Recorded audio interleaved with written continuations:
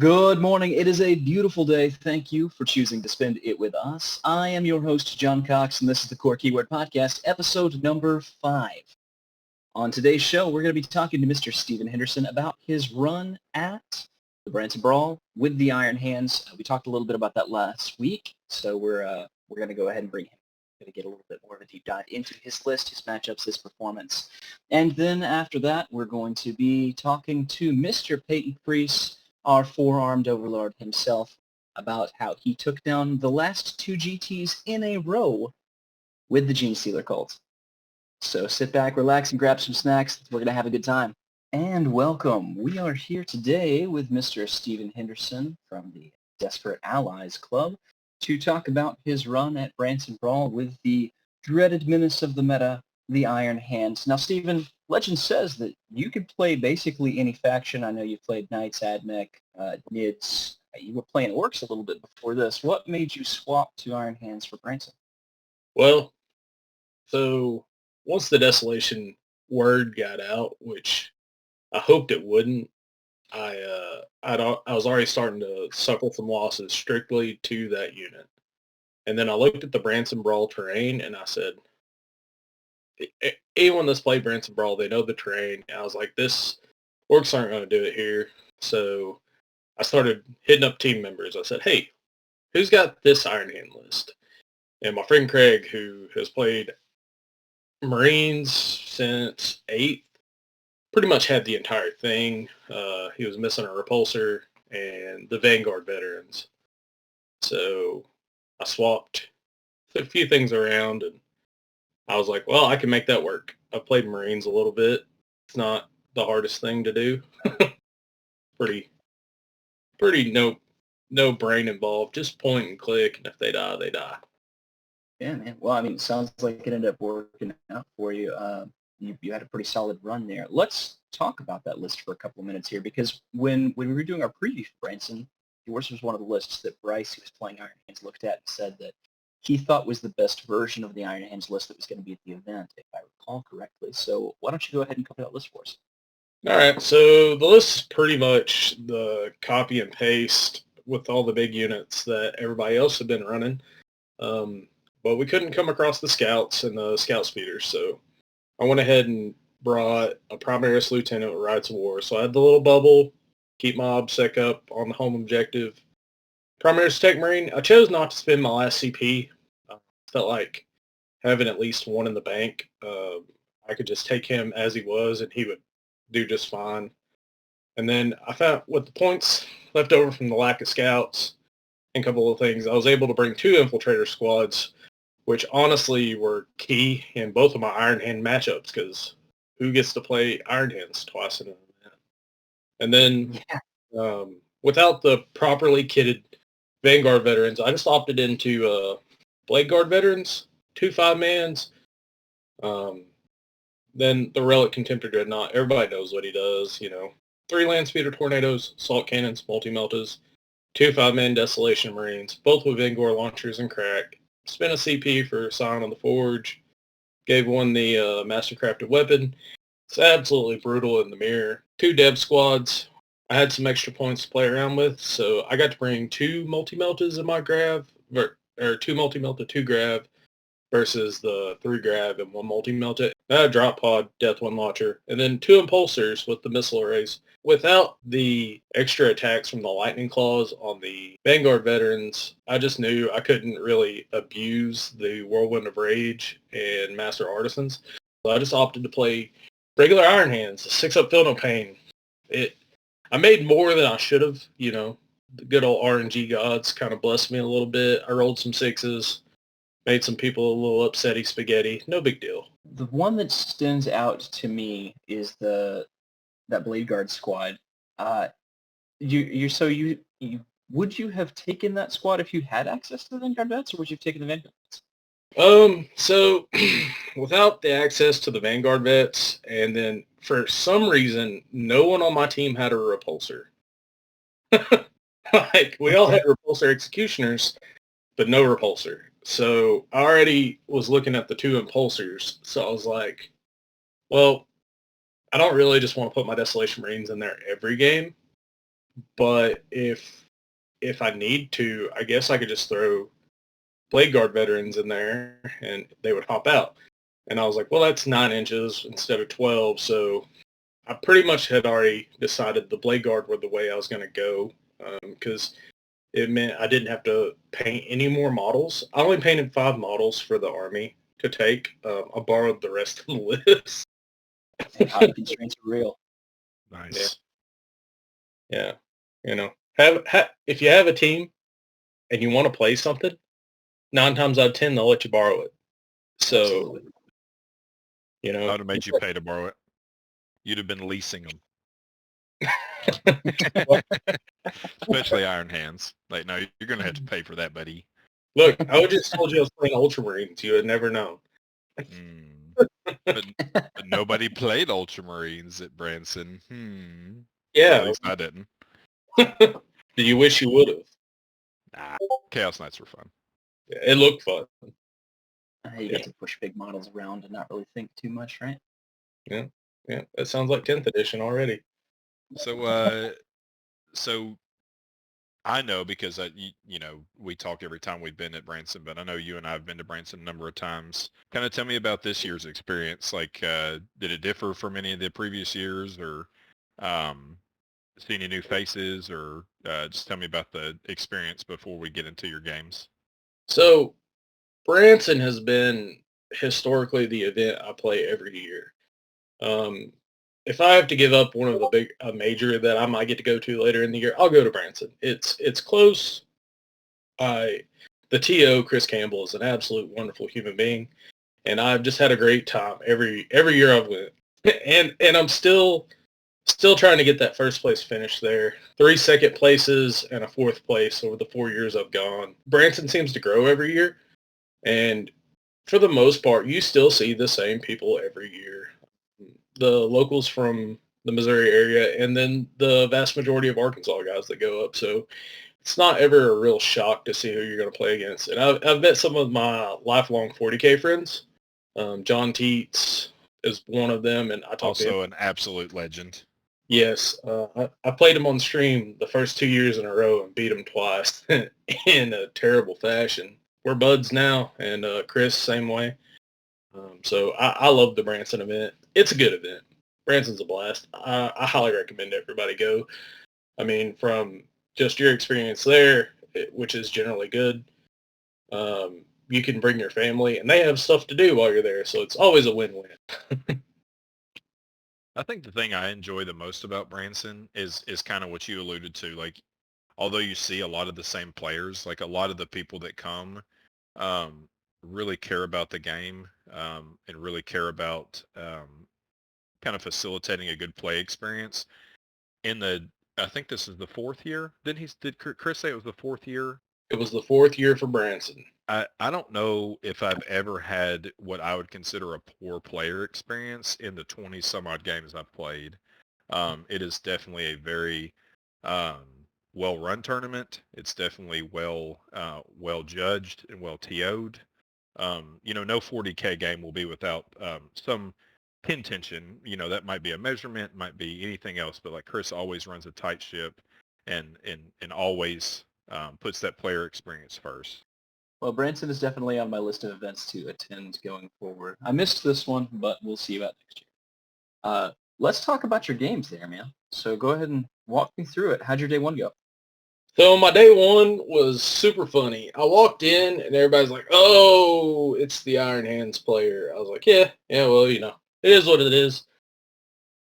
They're like, you think you're going to do well? I'm like, I have no idea. I've practiced 0 with this list. I just know what it does. So round 1, I got paired into a wonderful guy named David. And it was the Iron Hands matchup, round 1, the mirror. It was a good game. 80 to 65 finish. I took banners, oaths, and assassinate. He took shock, banners, and oath. I just pushed. I'm an aggressive player. I don't put a whole lot of thought into what I do. I'm just like, all right, I want to kill that. I want to kill that. I want to kill that. I didn't kill the things I wanted to turn 1. And I was like, oh, wow, that's not good. So I made a long bomb charge with a unit of infiltrators, which probably won me the game. I tied up a unit of his Vanguard veterans, and they stayed stuck in for 3 turns. Me just making 6 up feel no pains and 5 up saves. I controlled the primary. I shut him out of primary in round 2. I scored 4 and then 8 and then 4 and then 8 again. I got a good score on banners, 12, and then 10 on oaths and 10 on assassinate. Ended up with an 80 total. It was a good game. Humor me for Oath a moment. Who went second in that game? Because I know that Oath is a little bit better for Marines going second because you can kind of control the other Marine player going first because you can just kill their stuff and then you can land something else in the middle for yourself. So, well, sadly, I went first, but still, I was able to hold the center of the table. He couldn't force me out of it. And we're on to game number 2. Game 2, I played against Custodes. I was a little apprehensive about it. They're a tough army. I don't care what anybody says about them. If your opponent has some lucky 4-ups, then all of a sudden you just roll 4s, yeah. Yeah. He took behind enemy lines, banner, and Mortalis. And his Mortalis target ended up being my Contemptor Dreadnought. And I thought, that is a terrible target. I took banners, no prisoners, and Oath because he didn't give up any really great secondaries. So I just kind of had to deal with what I could, or try to score with what I could. So I was like, well, if I table him, I'll get some points here. No big deal. Turn 1, I was just extremely aggressive. Pushed all my models forward. I controlled half of the board. It was long table deployments. I pushed a unit of Blade Guard dead center for Oath. I went first, of course. So I dropped my pod in, sent a single unit of Devastator Marines into 3-man bike squad, killed 2 bikes. So I felt really confident about putting the other Devastator Marines into the second unit of 3 bikes. Killed 1. And I was like, oh no, this can be bad. Well, getting paired into a newer player, it kind of showed. He moved out, charged the single bike into a single Devastator squad. I overwatched, spent my CP, overwatched on forwards, picked up that bike. The second bike, the 2-man bike squad went into the other Devastator squad. Killed 2 models. I rolled some 6s on saves and some 6-up feel no pains, and I only lost 2 guys. I was like, oh, cool. And he was like, all right, over to you. I was like, all right, well, I'm going to choose to not consolidate. I'm out of engagement range. So I just stayed out of engagement range. Said, cool. Turn came back to me. And he had pushed out with his wardens. He had pushed his whole army forward. And my turn 2, picked up 10 wardens, picked up the rest of the bikes, shot his unkillable bike captain down to 1 wound, stretched both of my infiltrator squads completely across my deployment zone as far as I could, then blocked out from behind enemy lines, and then past turn, he unleashed the lines.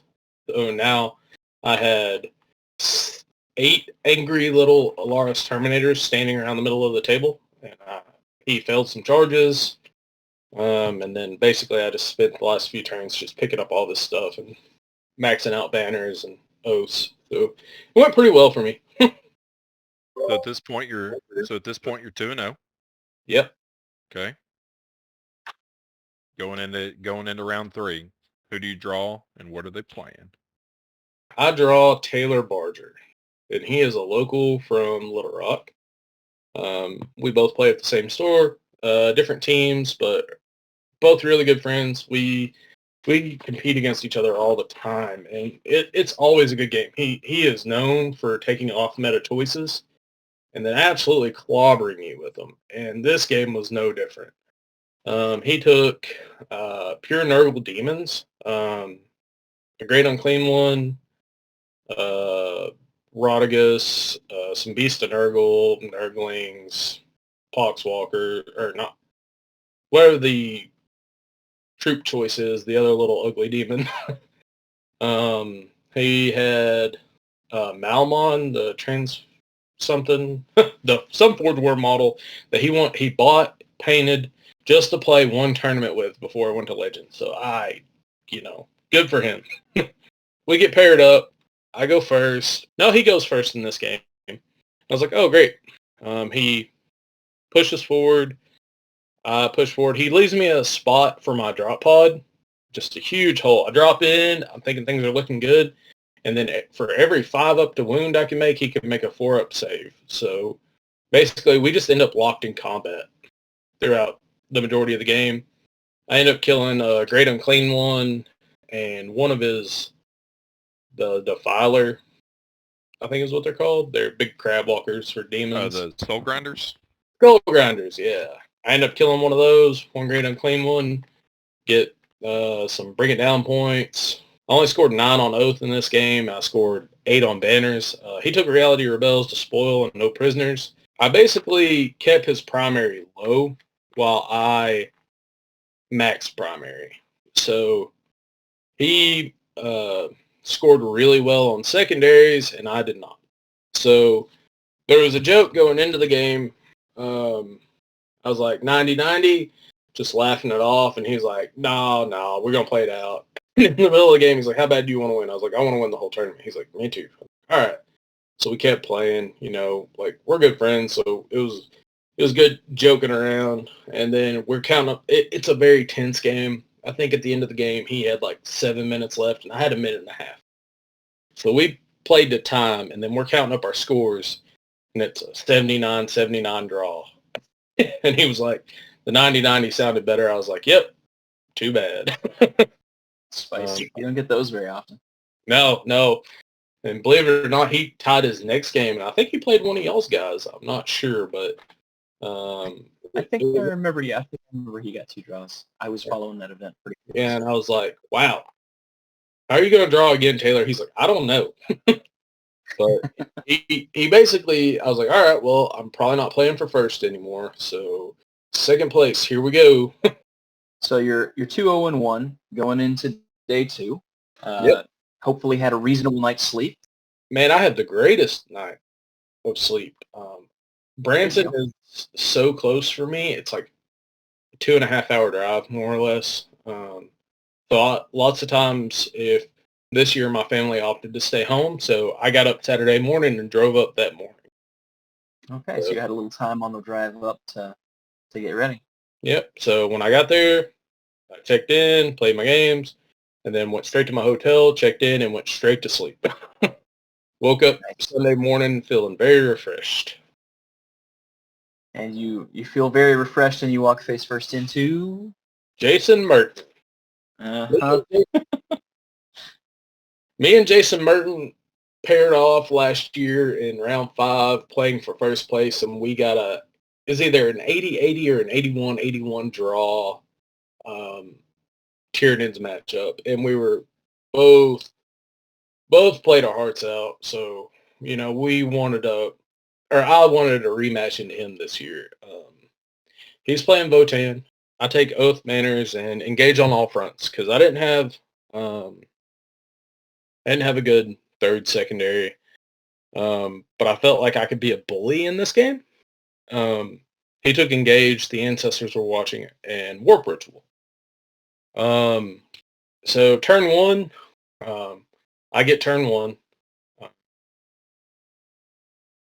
We move some stuff around, push out, and then I just shot as hard as I could. He said points-wise, I killed over 600 points of his army turn 1, and it felt like that on the crackback because he barely did anything to me back. And there's a running joke with my teammates that I'll be winning a game and thinking I'm losing because I'll just be over there like nervous, just carefully calculating what I'm supposed to do, while also still just playing obliviously aggressive. Just anxiety through the roof. I won the game so bad just because of how our game ended last year that I wanted to win. So every time he would move onto an objective, I would go out of my way to kill whatever unit he had on it. And I shut him out of primary completely that game. He scored some of the tertiary primary, but nothing else.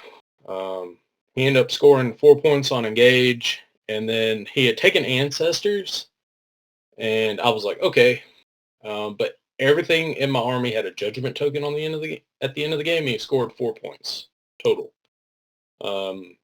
He had some unfortunate movement and left his only Thyker exposed, and I capitalized on it, killed it, turned 2 or 3. So I shut him out of Warp Ritual early. Basically, he just couldn't weather the Iron Hand shooting. The stacks of -4, always putting him on his invul saves, just meant he either made it or he lost his unit.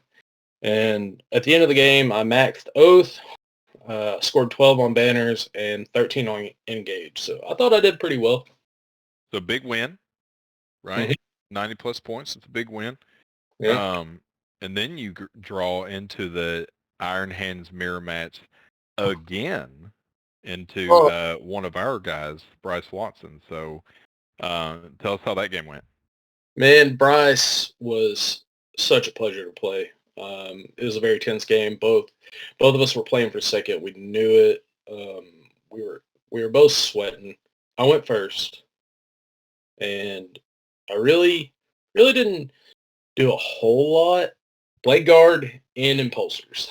Like, I hopped a unit out. They got their 9-inch move total. And then I charged them into some Vanguard veterans. And I think I killed 4 of them turn 1. He may have killed a Blade Guard. Some other Blade Guard pushed the right flank. My Desolation Marines picked up 5 of his turn 1. The man could not roll a 3 up to save his life, and I kind of felt bad. It was one of those deals where the dice were kind to me and they were not kind to him. He still played it extremely well. Turn 2, he brought his pod in turn 1, picked up a couple little things. But on my turn 2, he left a huge hole in his backfield where I dropped my pod in. All my Devastators got out. And I was, at that point, able to pick up his Contemptor Dread. I picked up his Tech Marine. I picked up a Scout Speeder, all the scouts that were in it. I killed the other Scout Speeder that had moved to the center of the table. All those scouts. Killed everything that I wanted to kill that turn. Picked up the rest of his Devastators that he had deployed. Killed his drop pod, I think. So basically, at the end of that turn, he was left with Lieutenant. I think his pod may still have been there, but it died shortly after.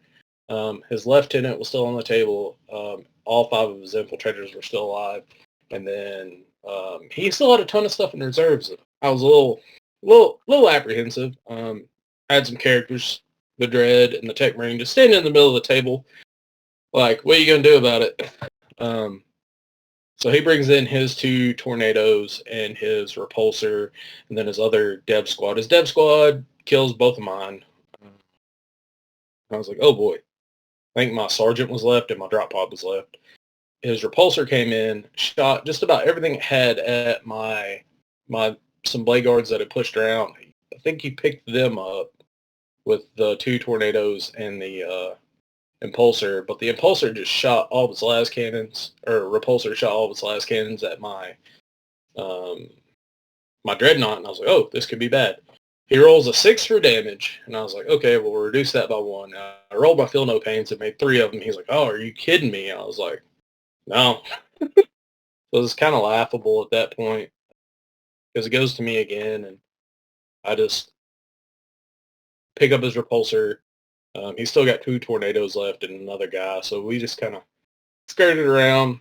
I just played for points at that point, kind of left him alone so that way he could score some primary. There's no reason to keep the foot on the gas at that point. People get so wrapped up in wanting to just completely table their opponent that, hey, you got to realize everybody is also there for fun. I didn't want to just completely ruin his placing because I could. That's a fantastic showing, man. Yeah. What would you say is your MVP unit of the weekend? Honestly, I hate to say it, but Desolation Marines. Yeah, we know it was going to be Desos. Yeah, of course it is. It's either going to be the Desolation Marines meme, right? or the Impulsors, because the Impulsors were so sneakily good. Desas are mind-numbing power. Yep. It's crazy. Hmm. All right, man. Well, hey, we appreciate you being on. If there's anybody you want to shout out or plug, let's go ahead and have you do it. Chris Campbell, TO for Branson Brawl, is a wonderful Hey. human being. I look forward to being there next year. My team, the Desperate Allies, without them, I wouldn't have had an army to play. And just, everybody in this community that we play in, just the central Arkansas to Midwest, just a great area. We wouldn't have great events without all of us that show up to play. And thank you guys for having me on. Yeah, to have you, no, brother. man. It's been our pleasure. Yeah, thanks for coming on. Yes, indeed. So at this point, we're going to go ahead and take a short little break, and then we're going to hop into part number 2 of this podcast number 5, where the guys will be doing an interview with Peyton about his run on the past 2 GTs with the Forearm Scourge, the Gene Stealers. So stay tuned. What we're going to get into tonight is we're going to talk about Peyton's run at Midwest Conquest. I know a lot of the listeners kind of already know what happened as far as like with Don, myself, and Bryce, because we did a recap for ourselves. But 2 or 3 weeks ago now, again, Hogs of War went up to Kansas City to Midwest Conquest, and our 4-armed Emperor, Peyton Priest, took first in that tournament. So, Peyton, if you would, just kind of run us through your games and tell us who you played, and just kind of give us an overview of your opinion of the tournament and what you saw and how it felt for you. Yeah, so I ended up taking a list I had adapted from Eric Lafosse from Team Australia. He had started on Rusted Claw there, and I took that list and adapted it to our local meta a little bit, and ended up taking that to Midwest Conquest. So in contrast to other GSC builds, I'm running minimal bikes but a lot of transports. And I ended up taking that to, like I said, Midwest Conquest first, which was going to be a player placed event. And we were planning on having first floor blocks. We got there, the terrain was a little weird, so I had to adapt my plan a little bit on the fly there. And I ended up playing 5 really great guys. It's been a little bit, so I'm a little rusty on names on a couple of these guys. But my round 1 was into guard. And that was it was a great opponent. I ended up going second. It was his first time into GSC. This is going to be a kind of a theme for my rundowns: is people just not quite grasping what's going to happen. So he went first, and he tried to push up really aggressively with some Casterkin and transports, but about halfway through his movement phase, he goes to auto advance a Torox, and we have to have a conversation about how blips work. And how he can't move that far. And he had planned to move this Torox behind a big ruin, but he couldn't actually hit the angle to come between 2 ruins because that would put him with a 9 of a blip. You can't come with a 9 of a blip. So it ended up messing up his turn there a little bit. He did have a pretty good turn 1, though. He popped 3 transports. But at the end of the day, he just, once I was able to kill the Castergan because he couldn't get them where he thought he was going to be able to, on turn 1, he just didn't really have the shots to deal with. And if you don't have a way to kill the transport, then follow up and kill the stuff inside. Like, that makes for a rough day. So this guard list had no mortars and no Earthshakers, so I was able to position the transports to where, even though he was able to kill 3, he wasn't going to impact the acolytes inside. So they were still able to do mission play for me, and he did not. There's an order for a 12-inch deep strike deny that you can use in guard, but he did not have enough infantry to really utilize it well. So my first couple turns was just killing all the infantry to make sure I can have a really strong deep strike turn, which was shown up on turn 3 when I brought in the 3-inch deep strike squad. That 3-inch deep strike squad killed 2 characters and then solar on top of it, as well as getting behind enemy lines and stealing his home objective. So like, just having not played the GSE matchup before, he didn't quite understand how conservative he was going to have to play turn 1, and how important the infantry was going to be in the matchup. And so it ended up being a struggle for him. Ended up pulling out that one with a 97-point win. we go into game 2, and I play Chaos Knights. In my opinion, this is one of the hardest matchups for GSC.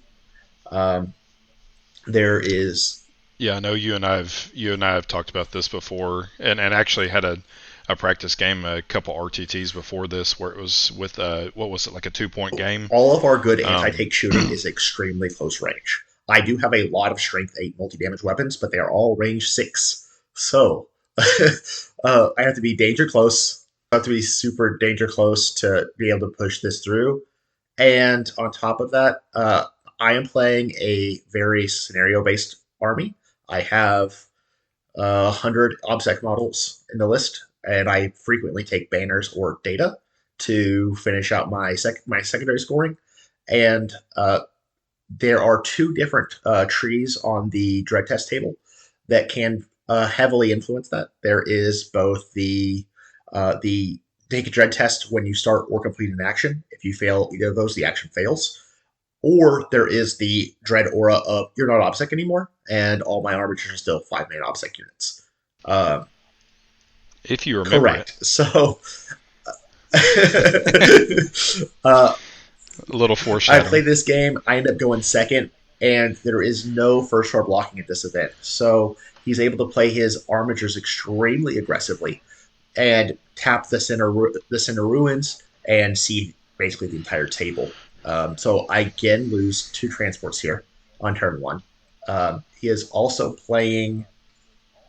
I cannot remember the house. It is the one that's. He was playing Thank you, Vectrix thank because I you, played him round 5. Vectrix. So what this does is lets every knight get a reroll to hit and a reroll to wound, which makes the melt guns extremely efficient. Usually, when a 2-shot melt gun shoots a transport, you're going to drop 1 on either the hit roll or the wound roll, and then you're going to be d6 -1 damage. So you're going to do about a third of my takes damage on average. But with the rerolls, you're going to be doing most of the tank, if not picking it up with each of these. Not to mention, he was playing 10 armatures or war dogs, and all of them have the besides the one executioner, so 9 of them have the indirect missile hat, and and Victrix have a 1 CP strat that your army ignores hit and ballistic skill modifiers till the end of the phase. So the indirect was hitting on 3s instead of 5s, um, which made him able to actually pick up the acolytes that he was getting that were hopping out behind ruins and stuff like that. So it caused it's definitely a harder match. I ended up he killed, like I said, he kills 2 transports. My turn 1, I kill 3 knights. He kills the rest of my transports. My turn 2, I kill 3 more knights. Uh, he kills some bodies. I kill the big guy and leave him on like 2 armatures. And then we just play just scrounging for points for both of us. And I end up pulling about like a 10-point win over him. And this was because on turn 4, he did not choose to go into the you don't have OPSEC anymore dread table. And So a quick question, Peyton. What part of the dread table was he in? Like, was he in? Do you know? Like, I remember. I think he chose. I remember him choosing to do the if you flee deflection models, and I don't remember what he went to after that. okay, he either went down the tree to have like I think like an additional -2 leadership, or I think if you go to the darkness side, that's like a -1 to hit in melee combat. It's just really weird that he didn't go um, to the left side of the tree for the lose OPSEC. But Yeah.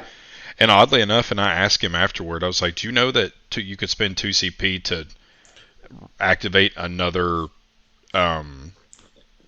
dread portion of the table as long as it's in a subsequent battle round in the so like for 2 CP in round 5 he could have activated a round 4 dread Yeah. ability that he wasn't in. He goes, oh no, it's because I didn't remember that was even a thing. And I'm like, oh. Yeah. The Okay. issue as well was after about turn 3, he never started his turn on 1. So he was always at 0, go to 1, because I was forcing -1 damage due to the Patriarch or Rock Grinder, and then I was also forcing rotates. And he was also pretty frequently trying to spend for the ignorable skill modifier because he's trying to use that indirect as much as possible. Um, so his CP expenditure late in the game, he was pretty low. Basically, just the one he got for every turn. Right.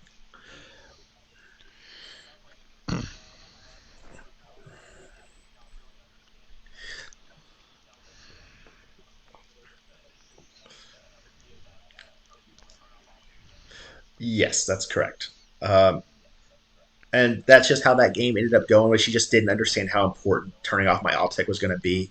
Because if he does that, he gets 12s the rest of the game, then I get 4s, and that was going to be the end of it. Because we were on a hold. We were only on a hold. I think that was abandoned sanctuaries. Yeah, that was abandoned sanctuaries. Uh, and then so it was just going to be impossible for me to hold objectives at that point because he just runs one arbiter, he advances an arbiter to an objective. He goes, "That's mine, no matter what you do." And that's all I could really do at that point. We just try to kill them. And I said this a couple times during the weekend. GSC is really good at scoring points, not great at completely tabling your opponent, just doing mass damage, and usually not great at blowing people out. But this list is better than most GSC lists at those type of things.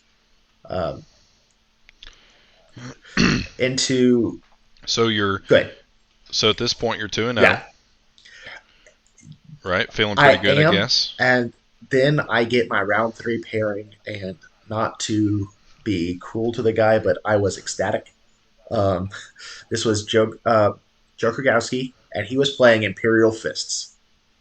It was a Land Raider, 6 Blade Guard, 5 characters, and like 30 Primaris bodies. Just like Hellblasters, Intercessors, Infiltrators. Just Primaris dudes. Who was it that you played? Joe Krogowski. He's usually on. Oh, yeah, he's usually a Custodians player. And this is the first time this weekend I got to go first. My opponent had basically just deployed on the line. Just like I could legitimately see 20 of his 30 Primaris guys. I couldn't see, and I could see the Land Raider, but the Land Raider isn't really worth me dedicating resources to. My turn 1, I auto advance 1 Rock Grinder. My Patriarch stays out of range and uses a clutch strat to be able to target any unit on the board with a blessing to be able to cast Advance and Charge on a truck or on the Rock Grinder itself, and then I give it +1 attack as well. And between the beautiful strat that is Drive-By Demolitions and then my normal shooting phase and plus the charge, I killed 18 Primaris bodies top of 1. Oof. And at that point, basically, there was just no coming back. Because, like I said, his list was 30 Primaris bodies, a Land Raider, and some Blade Guard. He scored some points. The Imperial Fist secondary was actually really good. I had never read it before, but it's actually pretty awesome. It's March of McCrack, but it also makes the objective give light heavy cover. Oh yeah, barricade. Sean has talked about it before. Yeah. And so he took that, but he was only able to ever score 1 objective with it. And I found the Gravis captain was really tanky, but and so I undercommitted into him. But like I said, after that turn 1 salvo, it was just too hard for him to claw back into the game. And yeah, that I mean, losing 18 of 30 is going to put you quite in a pickle. Yeah, and this is the first time of the next 3 games that I heard that I didn't realize GSC shot that hard. And it's going to be a theme for the rest of the event. Round 4, I got a good friend of mine in Bam and his Space Wolves. Yeah. So we get to our table, terrain's a little light, and Bam asked me if we want to play with first floor blocking, and I said sure, that's fine. So we play with all the ruins counting as first floor blocks. He ends up going first in this mission, and once again, I'm not sure if he just didn't have a ton of reps or wasn't experienced going first specifically into GSC, but he tried to advance some Wolf Guard onto my side of the board, and I showed him, and some Wolfen, and I was like, you can't actually come that far, and this is really important on my turn one, because what this the 9-inch block from the blip meant that he couldn't actually get the front Wolfen squad to be able to heroic the whole center objective, uh, which was super super clutch. It also meant he couldn't actually cut the angle with the Wolf Guard to be able to get the melter range on the blip that was the blips that were going to be my transports. Um, so he moves up behind the center ruin, puts infiltrators down on the bottom objective, puts assault or not assault, swift claws up to, or sky claws up towards the top objective on my side, behind a ruin. My turn one, or during his movement phase, I have a blip show up that is they came from low bikes and they moved to be outside of line of sight, 12.01 inches away from his infiltrators on that back objective. And then his turn one, he doesn't really do anything. Throws up some banners. He could not get Warrior's Pride, and he just chills for a little bit. My turn one, I do the another time of auto advancing a Rock Grinder, casting Advance and Charge, having the Rock Grinder pick up the Sky Closet at the top, and then the bikes that I had pregame that I had moved with, they came from below, moved over to his infiltrators, and between their shooting in the movement phase and then shooting again in the shooting phase and then charging him, I ended up picking those 5 infiltrators up. And like I said, there was a clutch thing about him not being able to heroic the entire objective, so one acolyte walked on to the middle objective to deny him the center there. And because there was a spot where I could be just outside of 6 and the Wolfen aren't core, I was able to take the center objective from him. They actually and then I did some data, just passed pretty passively, and then we got into some pretty serious trading games. He had 3 units of Wolf Guard with jump packs in reserve and 1 unit of Sky Claws. All of them came in. They popped basically all my transports, and I used. This turn was the turn I said he could not shoot my 20-man that started on the board, so the Desos didn't really have great targets. They had some 5-mans that were in cover, and with access to double cover, Desos just don't really kill things effectively. Double cover and reducing AP. So the Desos just didn't really do anything for the start of the game. My turn 2 drop turn, I cleared every jump pack model and a full squad of Wolfen, and got some behind enemy line points, set up some data, just put him in a little bit of a pickle. Then his turn 3, he commits both the Judicar and the bike captain into a patriarch who was next to a 20-man of neophytes who were all within 3 of a crate. And the Desos could not get line of sight to the 20-man. So on his turn, he had decided he was going to shoot them, and I double covered them, and he had moved out of Desolation or Devastator Doctrine. So his Desos are only AP 1. I got +1 save to a 4-up save, and then I double covered up to a 2-up, and then I reduced his AP to 0. So I was saving on 2s against the Desolation Marines with my 20-man Neophyte squad. So he picked up like 4 models total, even getting Max Blast. And then, so when the Judicar and the Captain came in, between the 4-up invul and the 4-up pass off, they leave him on like 2 wounds, and I kill the Judicar in response during his fight phase. And at that point, it was pretty much cleanup. At the end of the game, all he really had left was he had the Lieutenant and 1 Deso on his home objective, and that was pretty much it. It's just really hard being forced to go first in a GSC with a trading matchup like this. Because everything he has, it can trade for my stuff if in the correct situations. But going first forces him to feed me resources first, and also he basically loses him a turn because. Go ahead.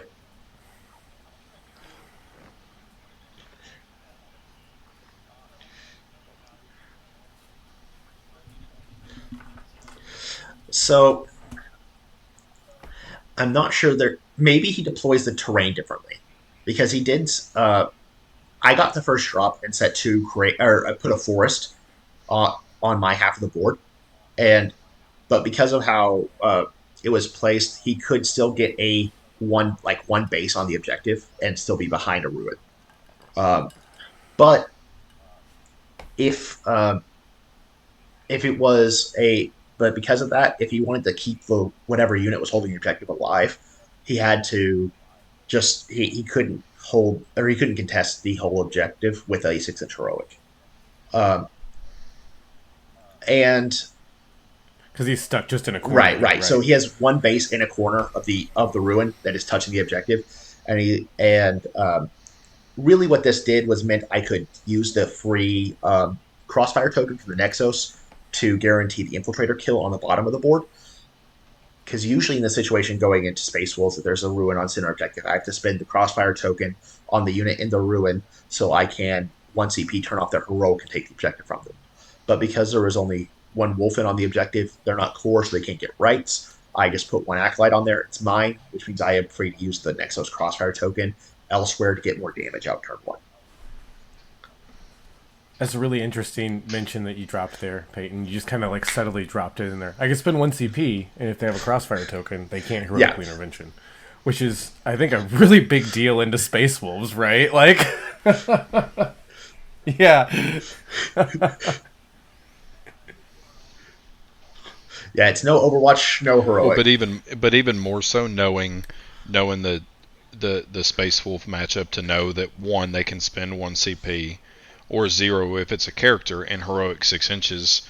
But given the way the terrain was placed, knowing that 1, he couldn't because he's too far away, and 2, that right. even if he was able to with the Wolfen, them not being core and unable to benefit from Rights and War to become OBSEC, like just Didn't putting make much one, of a difference. Yeah, it just putting one Acolyte on there or one model with OBSEC is going to flip that. So we asked the difference of if he goes first. What if he just plays super passive that first turn? What if he just because I've done that into your GSC mess a little bit, and the results have been hit and miss. Is that a viable plan into this mess with your? So if he goes first and ends up just playing super passively, what happens? I still get to kill those infiltrators on the bottom, and he loses out on minimum 2 points of oaths because he took his secondary C ended up taking were oaths, Warrior's Pride, and banners. So because he went first, he was already down Warrior's Pride turn 1. He can try. Right. So because there was a ruin in the middle, he was able to put the 5 Wolfen and the Judicar within 6 of the center of the board. So it was going to be extremely hard for me to deny Oath turn 1 with him going for that play. But if he plays passive, he's down those 2 points on Oaths, and he's down 3 points on Warrior's Pride. And at that point, he's having to scrounge really hard for points because assuming you don't blow me out, me scoring a 97 is very reliable. Unless you are tabling me, I'm going to score a 97. So he needs every last point. So basically. I think the right call was to throw something up there. First of all, I would have the only thing I would have done is he had 5 Wolfguard behind him, and if he had swapped those, so a core unit would have been in front and the Wolfen behind. I have to spend more resources. I think I could have got a second or third model within 6 because of how that was set up, but it potentially may have forced me to change how my CP was being spent and how effective the bike play on the bottom would have been, because I just can't afford the heroic there. They will anything his army picks up 5 acolytes. So that was the main thing I saw in turn one that potentially could have been a big play. Um, I also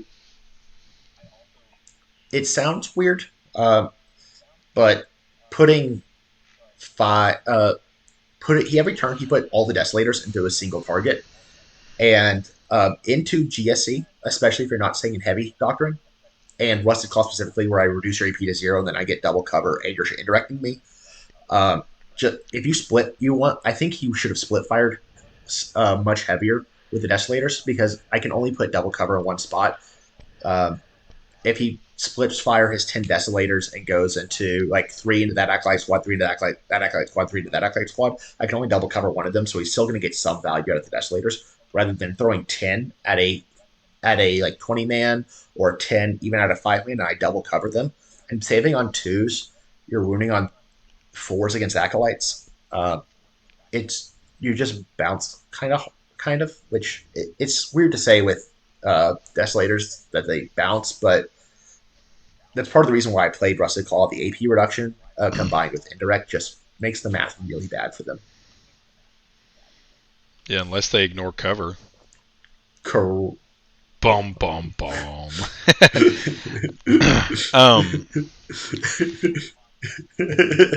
So what was the final score of the game? I believe it was 97-85. Close game. So you're 4-0. I'm 4-0. Right. That is correct. Doing pretty well in battle points, yes. I assume. I think. So you're in. I think the only game I scored less than 95 was the Knights game, and I think I scored like an 88 that game. But I'm scoring pretty solidly at this point. So you're doing playing. Mine proud. So you're playing for revenge because your round 5 opponent had taken me down in my round 4. So tell us about who you're playing, what they were playing, and how you approached a much different matchup than you've played. Yeah. To boot in this tournament. So I end up playing Jason Merton, and we talk about every matchup. When I go to the table, I ask if my opponents ever played GSC before, if they're familiar with mechanics. And if they don't, I'll explain what blips do. People still tend to forget, but I explain what blips do. I explain all the special upgrades I have and stuff. He said he's really familiar with GSC. He's played him a decent bit, and I say, "Oh, cool."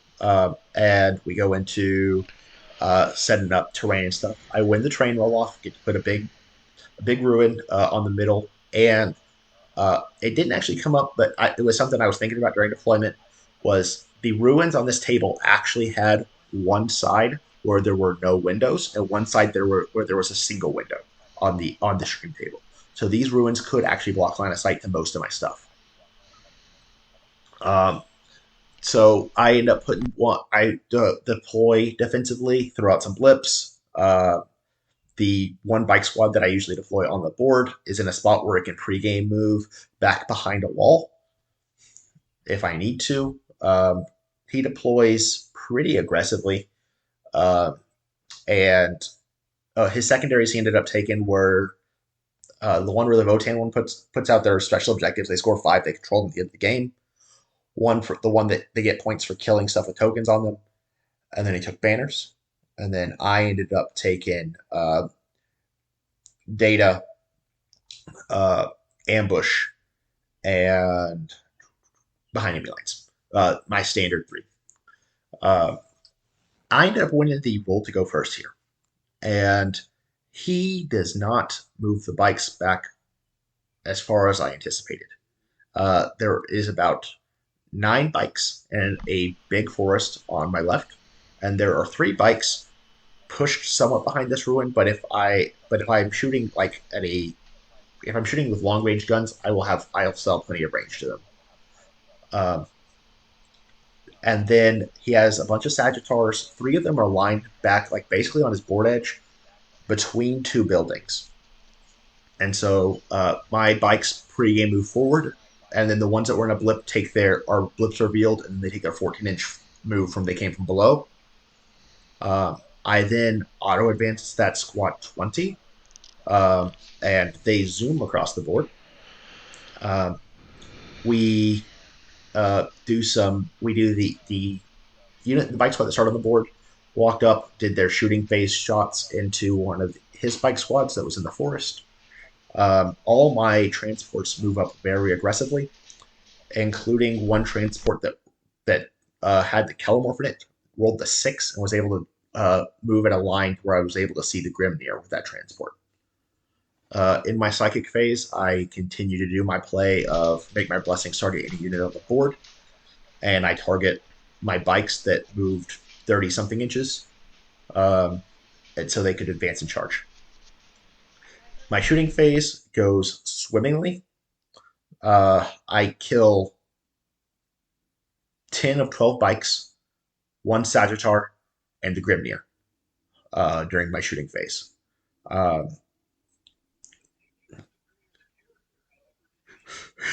So the Kellamorph is a lad that I love. He has 6 shots that ignore Lookout Sir. Every time he hits with his BS of 2, he gets to make another attack roll. It's Strength 5, AP 2, Damage 1, and every 6 is a mortal in addition. So I successfully wounded 9 times with 3 mortals on top. And even a 5 wound character with 2 drone buddies to take wounds for him, I was able to pick him up, and he was gone, which was huge. I mean, he didn't have any denies left to deny the Patriarch for the rest of the game. And just the amount of damage that comes out of the trucks and the rock grinders is extreme, especially since the army has advance and shoot on every model. The maneuverability, especially like I said, I have a lot of really short range guns, like a truck. A truck is open topped, so a single truck will put out 3d6 shots at strength 8, AP 3, damage 2, 8 shots at strength 3s, AP 0, damage 1, likely plus 1 to wound, 4 shots with an autocannon, 4 shots with a stubber, and a character shooting. So one truck reliably picks up the 6-man bike squad, and that's what happened.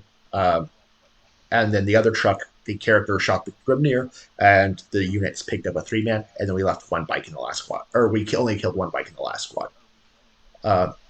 The other impactful thing that happened this turn 1 was I put advance and charge on those bikes that had moved way back there. They charged in and tagged a Sagittar, which caused him to have really weird order of activations during his movement phase. Because he had to curl all these Sagittars back through in between his 2 ruins because he was expecting to go around the smaller one. But now there was 4 bikes in his way. As Ward is familiar, the Peyton Priest patented bike move block. I think we all are. We have all learned this from Mr. Peyton. It's funny, there might be a conversation about a move block later. And he tries to claw back. He has his turn 1. He teleports the Terminator equivalent, Hearthguard. Yeah. Yeah, I think so. Yeah, Hernkin, maybe? And I don't know. Whatever. He teleports back to my home objective and nails a 9-inch charge to my Nexus and my Primus, and does the classic 40k mistake of splitting attacks. Leaves both characters alive on a wound. And then the Patriarch comes back there with no way to deny psychic powers between a Smite and a Psionic Blast. He picks up 4 of them. And then his charge trivially finishes that off. And at that point, it's pretty much clean up. The Terminators were the only melee presence he had in the entire list. He had 20 warriors and some Sagittars. However, the Sagittar shooting is really ineffective into this build. It's all AP2 until it gets in half range. All except 1 weapon on the Sagittars are damage 2, and all my transports are reduce AP2 or less by 1 and -1 damage. So he has a really hard time cracking the transports. Um, and his obsec just isn't quite. His obsec's obviously slower than mine. It isn't quite as damaging as mine is. So I was able just to slowly pick apart the obsec and take his objectives. I started when I was doing data. I also, because of the secondary choices he made, I made sure to do data with units that did not have judgment tokens on them, because that secondary can reduce points for every unit that for every unit that That's big brain play right there. yeah, so every unit that has a token on it at the end of the game reduces your score by 1 to a minute of 0. So he ended up scoring like a 9 before reductions, but ended up no a 7 before reductions, but he had more than 7 units on the board that had tokens on them, so ended up scoring a 0 on that secondary.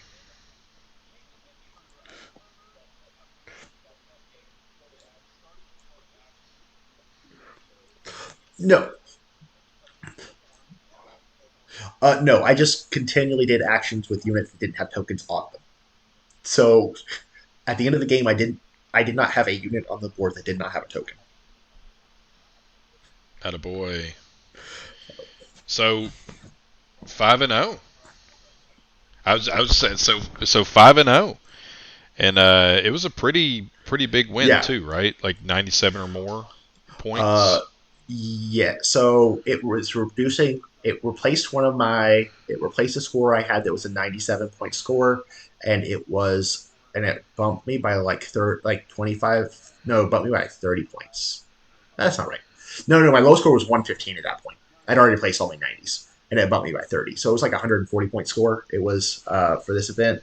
So it's pretty large, and it was only my second GT I've ever won. The first one being War in the Fort, back when light Harlequins were lay silly.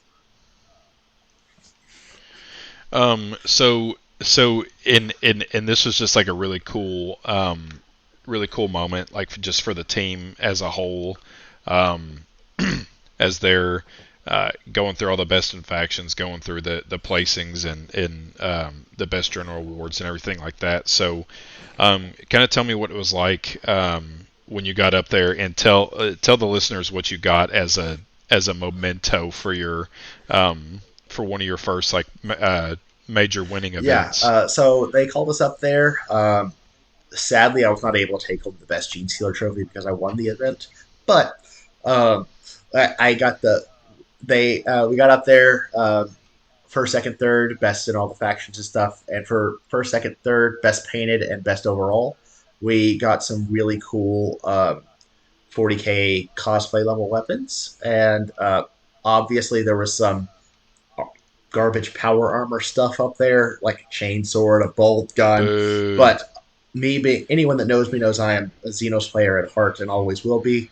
I saw the shuriken catapult there and knew that that was the one that I had to take. So we got a shuriken catapult, and uh, like I said, get my second first place in 40k for GT plus level events. So it was really cool. Not to mention, we took home 5 best in factions, I believe, as a team, um, which was awesome. Yeah, I got to say, and I know you and I could spoke privately, messaging back and forth on the way home, but um, it, as an individual, it's always fun when you do well and you see your efforts pay off. But um, 40k, at least for us, has become more of an individual performance, but really based around a team atmosphere. So I know that you and I shared our opinions about how proud we were at the team's performances. I don't think, other than one of our teammates that was sick and left, everybody performed at a 3-2 or better record for the weekend, and there was some good competition there. So, um, just really proud of the team, Peyton. Really proud of you. I know that you've been putting in the work, and Gene Stealers are tough, man. They're a tough army to pilot. I know people kind of say that they're broken and they're overpowered and stuff, but it takes a sharp mind to maneuver them um, accurately. So we finished Midwest Conquest, and then just 2 weeks later we're going to Branson. So fellas, if you want to talk about kind of like your preparation um, going from Midwest Conquest into Branson, and kind of give us just a quick rundown of the event and what we were expecting going into Branson. Yeah, so I could talk about a little bit mine. I did not make any list changes for Branson. However, I did make some play changes and some how I would need to plan, uh, because we were told that Branson would be all first floor blocking. And so I knew I was going to have to rely on the melee of the Patriarchs and the Acolytes a little bit more than usual. So I just ended up needing to play some games on first floor, make sure the list still worked, and I still felt really comfortable with the list. Um, the only thing was when we got there and several tables had no shortage of magic boxes. That was a little weird. That was the only thing weird for me. Yeah, I know that historically, and Peyton and I have been, I want to say, every I year, missed one. I think. So at least Peyton and I for sure have been to the event every year it's been hosted, so we kind of know what the terrain's like. The TO's Chris Campbell, dude, is a fantastic tournament organizer. Just like runs a really tight ship. So we know a lot about kind of what to expect for the tournament, and the tournament's obviously by the name Branson Brawl is held in Branson, Missouri. The thing that I was kind of really excited about for this tournament is one, it was kind of our ninth edition, capstone. It was like our send off, as it were, and everybody got to be there. Bryce, I know your wife came. My wife came. I know that Ethan's girlfriend came. So not only did the 40K wives get to gallivant around Branson, we also got to play with our toy soldiers. So um, Bryce, tell me kind of about your preparation, about what you thought about the Branson tournament as a whole.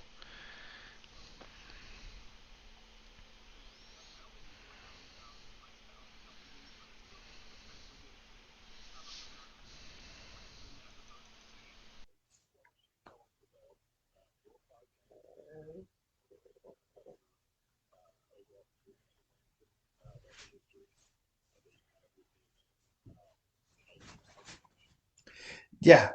So I've gone to Branson every year besides one, and have had a great time every time. It's a great event. I love going. I'll be back every year. Um, round one, I play Sam. He was playing Chaos Space Marines, playing Creations of Bile, and I actually lost to him round one last year off of some crazy dice. Uh, but we end up playing, and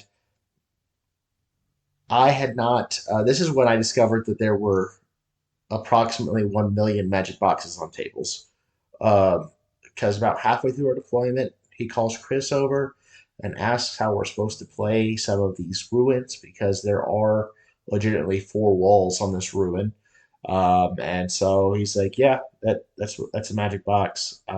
And so my opponent can hold what both of the or one of the objectives on his side of the board from a magic box, which is going to be an issue for me. But just got to go with it, go with the flow a little bit there, figure out how to change the game plan there a little bit, and I deploy pretty passively like I normally do. We go to roll off to see who goes first, and I win that roll off. And I go and do bike things and kill a unit of warp talons on the right side of the board. Um, Fail like a 4-inch charge to cultists, which was sad days. But that was pretty much it for turn one. I dropped some banners. We're also playing on Tide of Conviction, which is really important because I legitimately think that getting him on this mission was the reason I performed so well. Um, push up all my vehicles to be just outside of 9-inch charges, so he can try for charging into my vehicles, but he's having rolled 10s on everything. Uh, and that's a 9-inch charge, assuming a 4-inch advance, because Creations does have a advance in charge strat. And the reason I was willing to go with that is there wasn't a place on the board where he could advance into a magic box and have safe charges. So if he wanted to go for the advance and charge play, if he misses it, he has a unit out in the open that I will pounce on and destroy. And so I was okay with that play. He plays really defensively his turn 1. So my turn 2, I just move acolytes onto 5 of the 6 objectives, put 2 units in his deployment zone, kill like 1 squad of plague marines, and pass the turn, score a bunch of points, give him 0 on primary. This forces some interaction from him. He's forced to bring the Terminators out. He's forced to bring some plague marines out, do some work. And I just continue to rinse and repeat this plan. We kill most Terminators. We kill a character. We drop some more stuff in his deployment zone to get me some more behind enemy lines. Touch all of his objectives with OBSEC again, because the only OBSEC he had in his entire list was 10 cultists. And they were pretty much dead at this point. And so I gave him 0s. He came up and killed another 300-400 points of models. I threw more OBSEC on his objectives, and we just continued to do this till he tabled me on the bottom of 5. But at that point, even with the 21-point swing that is having the bottom of 5 on Tide of Conviction, just not scoring primary at all till turn 5 was too much to come back from. And that was how game 1 went. It was 89-69 in my favor. Game, yeah, it was pretty solid. Sam is a fantastic player. He was just 1 turn too slow in getting all the stuff gone. And like I said, if it wasn't a 6 objective or a hold 2 mission, I think he probably has the game. But he just got unlucky with the draw when we had to play and everything like that there. Game 2, I got to have a great game into Randall playing his Valorous Heart Sisters.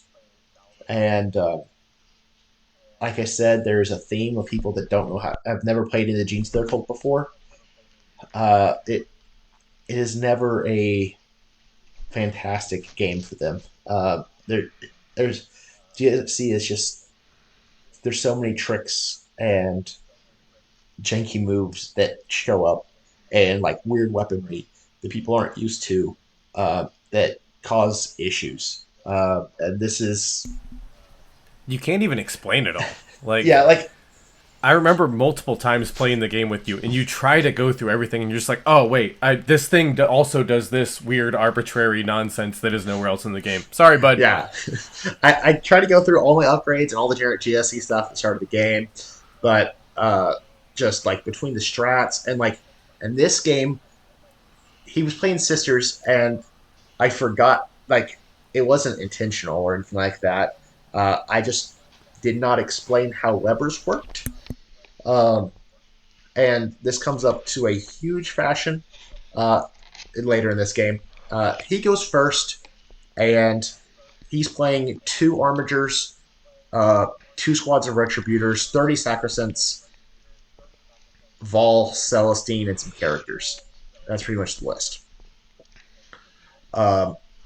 And so he's also playing Valorous Heart, which reduces AP2 or less by 1. I have a lot of AP2 and AP1. I also have that feature of reducing AP2 or less by 1. So we were kind of bouncing off each other for the majority of the game.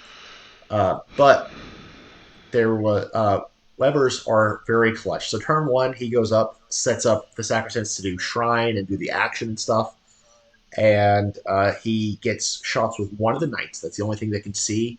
And it gets to shoot a transport, but Executioner's profile is actually kind of bad into Rusted Claw trucks, because you're strength 7, so you're winning on force. You're AP 2, so I'm saving on force, and your damage 3 is, but I'm minus 1 damage, so it's damage 2. Like the expected damage output from a Executioner is like three damage. Is the average expected damage output from an Executioner into a truck. um, Yeah, that's rough. so he doesn't kill it or anything like that, but he has to put these Sacristants out in the open to start the action on an objective.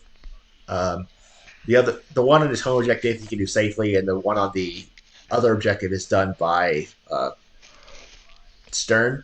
That's being lookout served by a knight. So I'm not really getting either of those. So my turn 1, I put the crossfire on the knight that moved forward. I move both bike squads over to that side of the board, and one of them does the movement phase dynamite and does like 6 damage to it. But on the other side, the 20-man squad with 4 Webers, 4 seismic cannons shoots at Sacristants. And Valor's Heart doesn't have a 5 feeling pain against mortals, but it is just 12 shots for ups to mortals from the Webers. And then the seismics are rooting on 2s, rolling 1s for the Primus.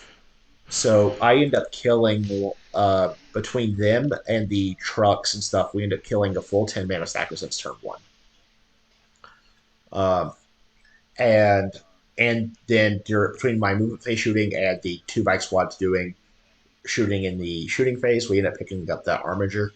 And so that's my turn 1. However, the turn 2, he drops down a unit of Seraph in my backfield and picks up 8 Neophytes. Celestine goes up to a charge.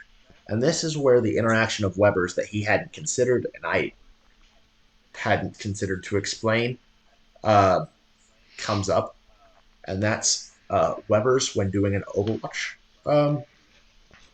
interaction. Is so Celestine goes for this charge into the now 12-man Neophyte squad.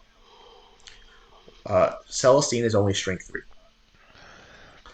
Celestine is a 8 wound unit total. She charges and I fire 4 Webers.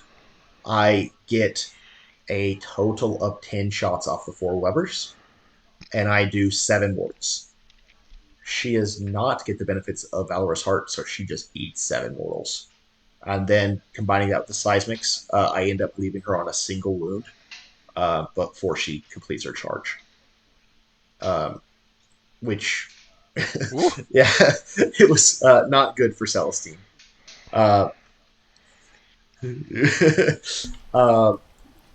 Feels bad.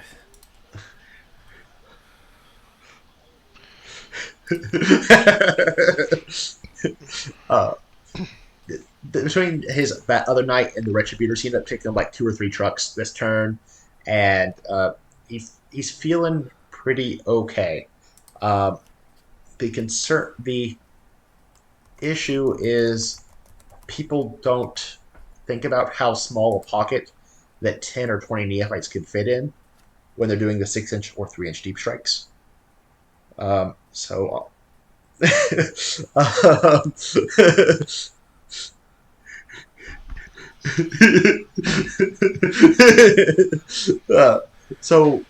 Same. So I drop. I go onto my turn 2, and I have my drop turn, and I am able to fit 40 models in his deployment zone. And at the end of this turn, I kill all the Retributors. Stern.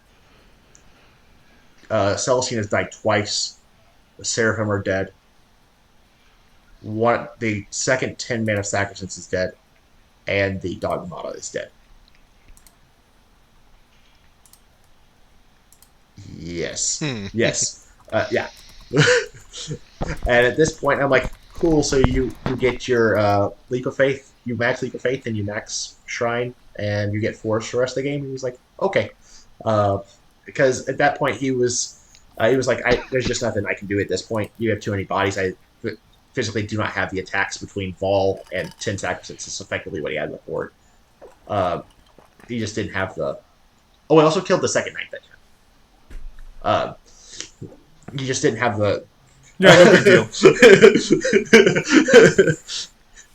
Demo charges are good, guys. Webbers don't kill knights. Demo charges kill knights.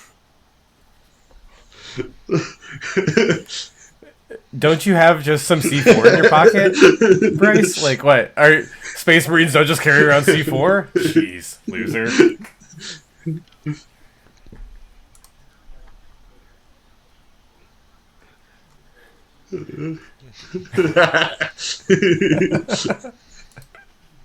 Everything's made out. It's a pipe pistol. It's a pipe shotgun. It's a pipe bomb.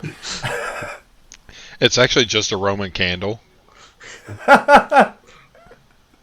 And a table saw that he pulled off the table, like.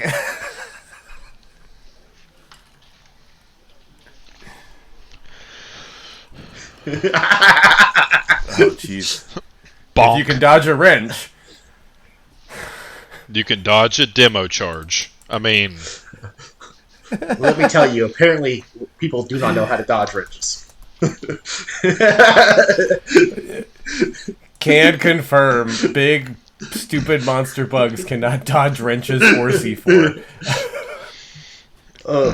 Okay, so you're 2-0, Peyton. Yeah.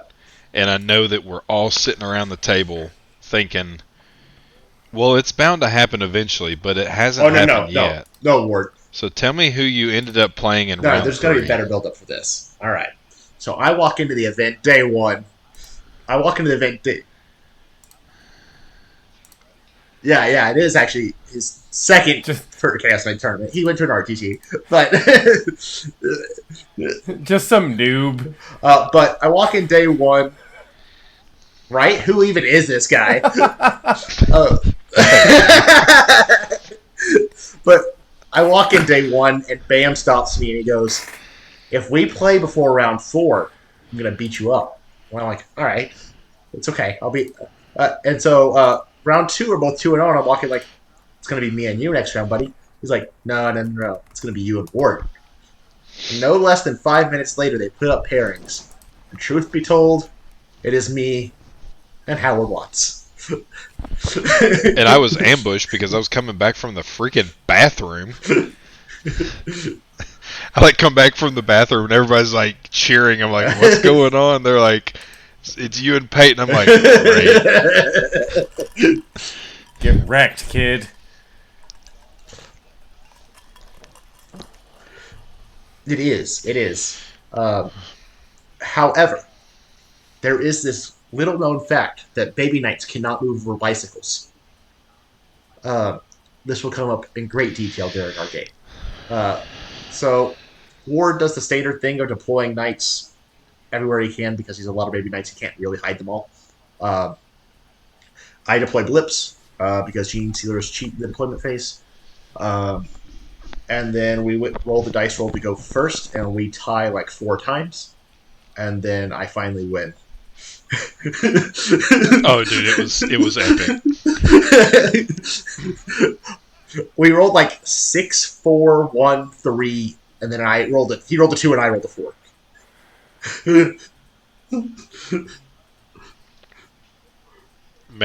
Melee at Shiloh. But I do eventually end up winning the go first roll, which I think actually benefits me to go second. But so going first, I know I do have to do some damage here because knights are one of the armies actually fast enough to get angles if I try to hide all my stuff. So I look at Ward and I tell him, "I think I'm just going to kill you," and that's what. That is exactly what he said. So I go first. I move all the bikes up. I move all the transports up. 2 of the transports end up not charging or not advancing. 3 of them do advance. Between all my shooting and stuff, we kill 2 war dogs completely. We put 1 on 8 wounds remaining, so we took 5 damage. And we have relatively easy charges with 2 rock grinders into a war dog. Ward is on 0 CP, so he cannot use the -1 damage at this point. So I am feeling relatively comfortable that we will kill this guy. because this is 17 attacks, hitting on 3s, wounding on 3s, AP 3, save, or 2 damage apiece. Surely we can do 14 damage. Spoiler alert. Does not do 14 damage. Spoiler alert. We do 4. Doesn't do 4 damage. Peyton's like, that should have gone a little bit better than that. Correct. But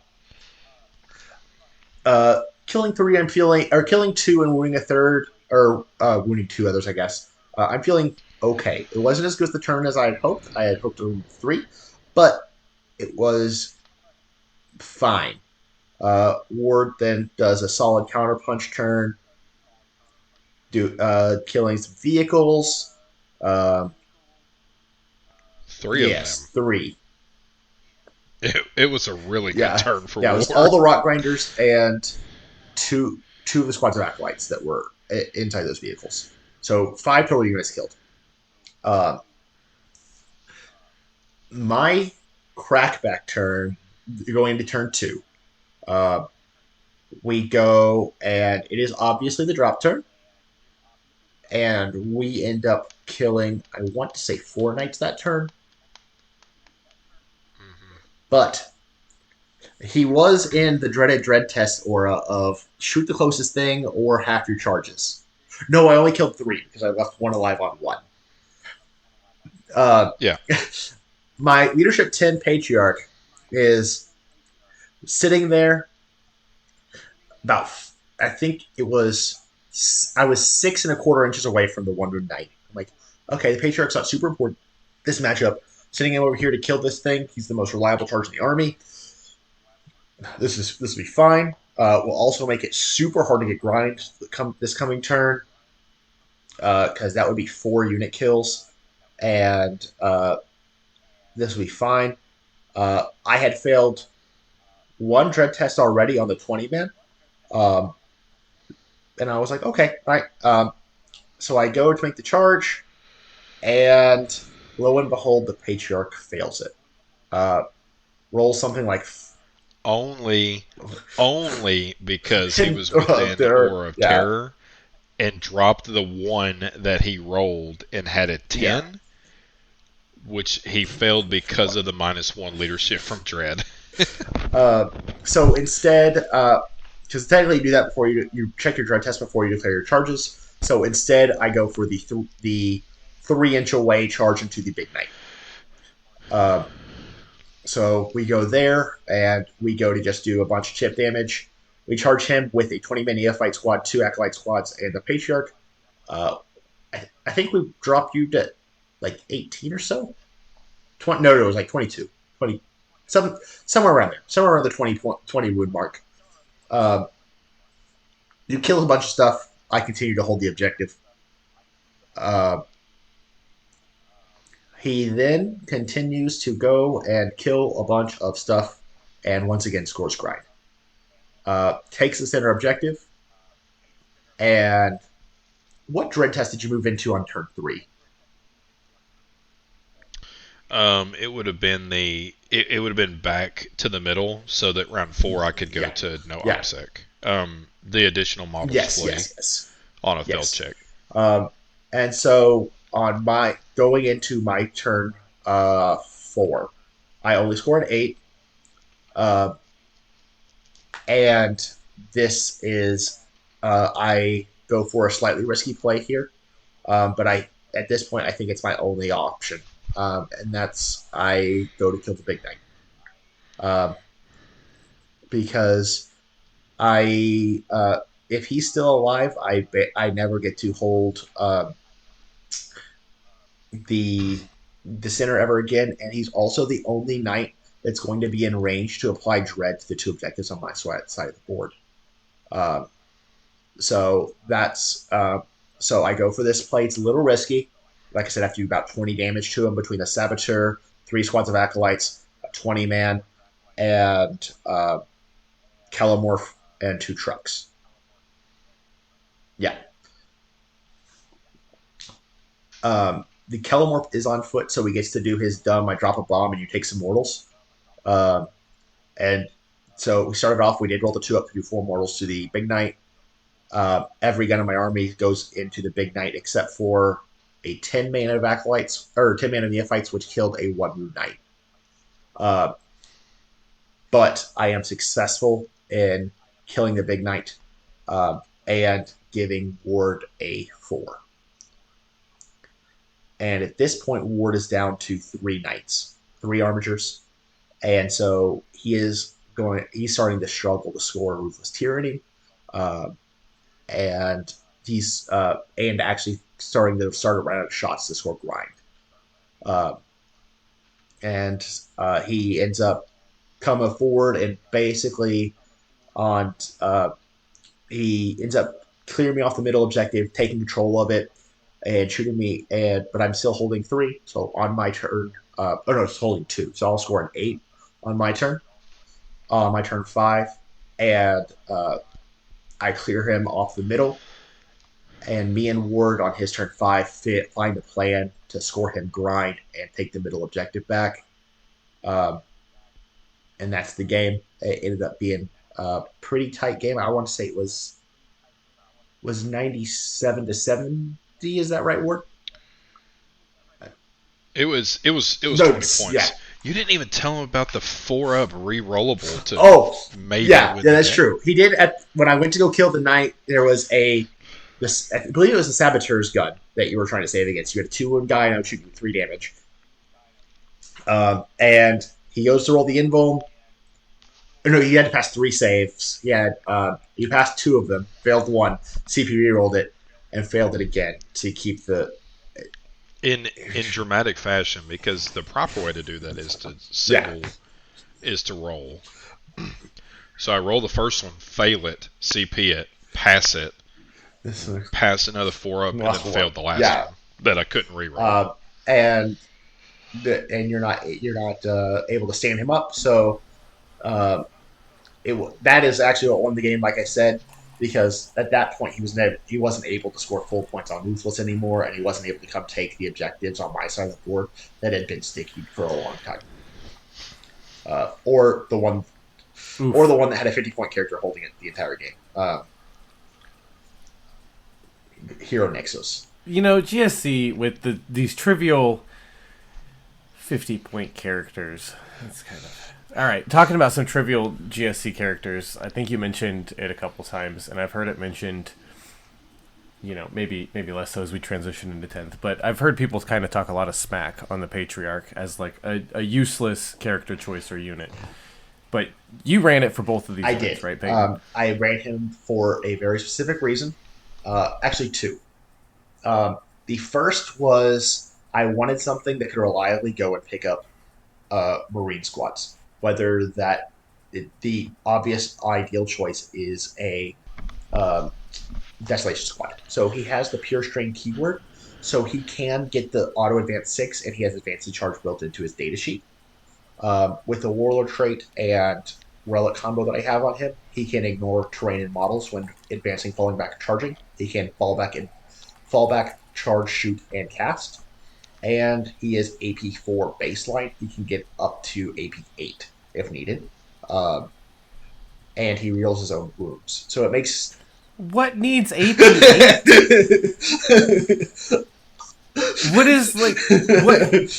Enlighten me, Peyton. At what point in any game are you like, you know what? No, I need AP 8. So he's AP 4 base, and you roll 6 as a wound, he increases the damage to 3 and increases the AP by 3, and then the Rusted Claw Psychic power is pick an enemy unit with an 18, and your arm E gets +1 AP against the target. So sometimes you need AP 5. AP 8 is usually a little extreme, but sometimes you need AP 5. Sometimes somebody puts a 2-up armor save without an invuln at you. Yeah, sometimes some people do put a 2-up armor save without an invuln at you. I wouldn't know anything about that. All right, well that makes sense. That seems pretty good. And the second thing I've been using it for is actually into demons. I didn't actually initially put him in there, but it's been super clutch. He has a 6-inch aura of ignore attrition tests, and one of our locals is a Bellacore fanatic who can drop your attrition test by 2, and then when you're under half shrink, that's another 1. So you're failing on 1 through 4s. And so instead, only failing on 1s on your big 20-man bricks is a awesome thing. Seems good. So you're 3-0 at this point, and you're going into round 4.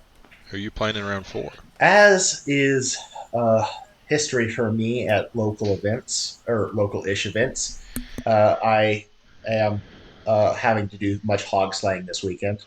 So I go into Brent Simon, one of our locals, and probably the person I've played the most games of wargaming into.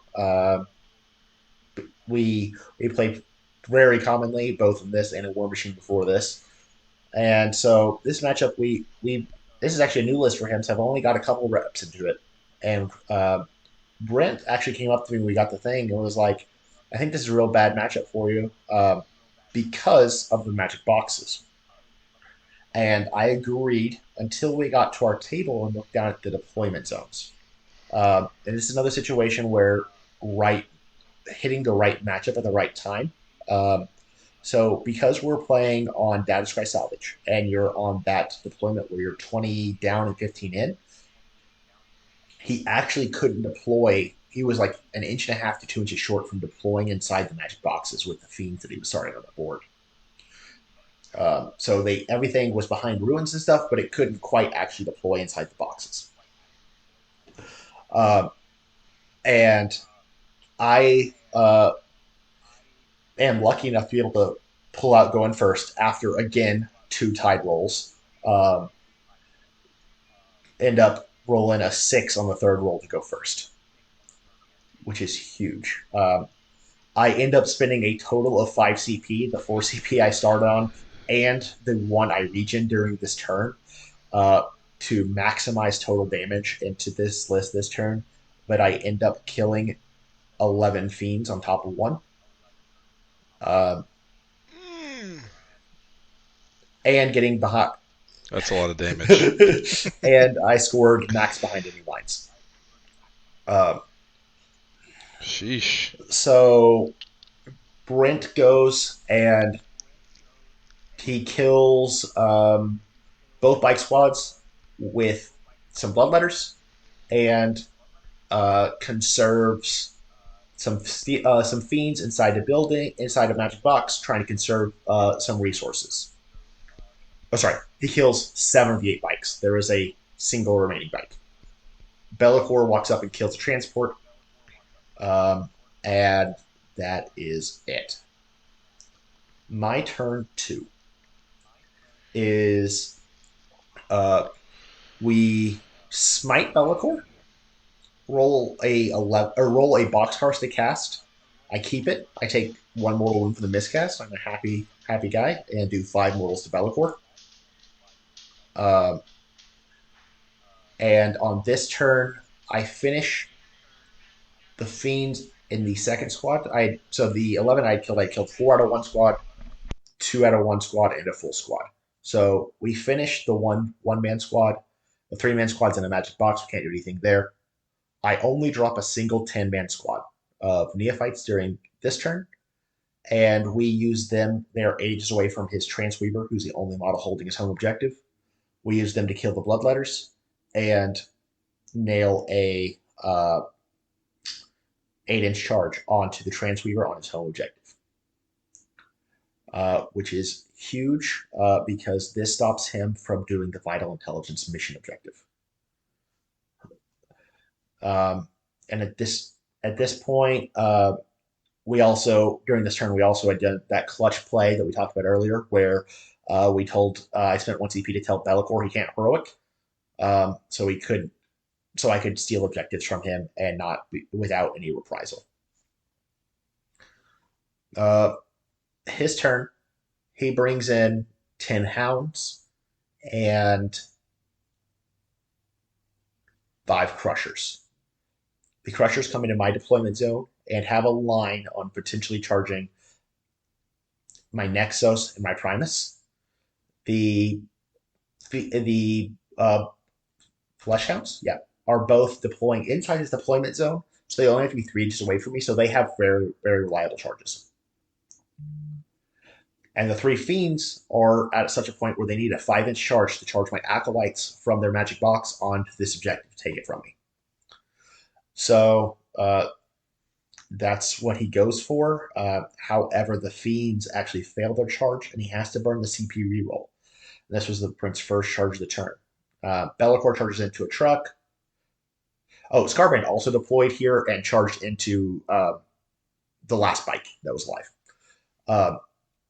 The Fleshhounds come. One unit of Fleshhounds comes and clears his home objective. The other unit of Fleshhounds charge into a 20-man and kill about 9 models. And the CP reroll was important. That big Crusher squad that deployed 9 inches away from both my characters, and we're going for a 3d6 drop below charge. Rolled an 8, and he did not have the CP reroll to get into them, which meant I got to keep my home objective, and I got to do the vital intelligence for another turn, which was a huge deal for me. My turn 3 was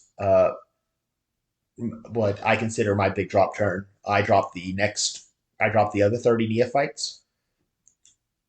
And the 20-man that had gotten charged had actually failed morale and were able to pull out of combat because of it, and rezzed back the weapons that they lost. Because, as Bryce will tell you, I never roll below a 4 on my resurrection for neophytes. And so they got to pull out. I got to have full weapons online. I had one rock grinder move back to deal with the skull crushers. And every gun in my army went to try to kill Scarbrand. And this turn we killed Scarbrand, all the Fleshhounds, and I think that was it. I think that's what we did. I think that's all we did that turn. But it was a big deal to be able to remove Scarbrand, removing his ability to turn off my fallbacks. And then the next turn he brings in his Flamers, does a lot of good work. Be'lakor kills my 4th transport, I think, at this point. But on my next turn, there's just too much on the board. I'm able to finish off Be'lakor. I'm able to finish off the Fiend squad. I charge the last transport on the board, ends up charging Flamers and getting stuck in with them. And at that point, me and Brent talk out his last turn and are able to get him some more points, as many points as possible for him. But there was just no way for him to get back into it. We played this matchup, like I said, a couple times, and his primary, I didn't keep his primary score super low. If he does not table me by about turn 3, maybe 4A at the latest.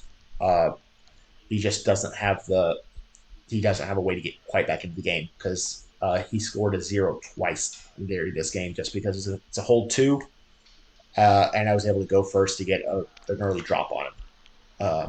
And then that game ended up being a 97-70. It was a 27-point game. So you're 4-0. Yeah. In T-Whip, in tournament winning position, and you're going into Adam Adrignola. I had played him before years ago at Branson, and I know that he is a good player, and we had actually talked about him briefly on when I was on the cast with Bam for the Flying Monkey podcast, and he's playing guard, which is obviously a good army. I actually played him last year at Branson. Yeah, he was my round 1. He's a great dude. He actually lost. He was actually my second loss the first year I came to Branson.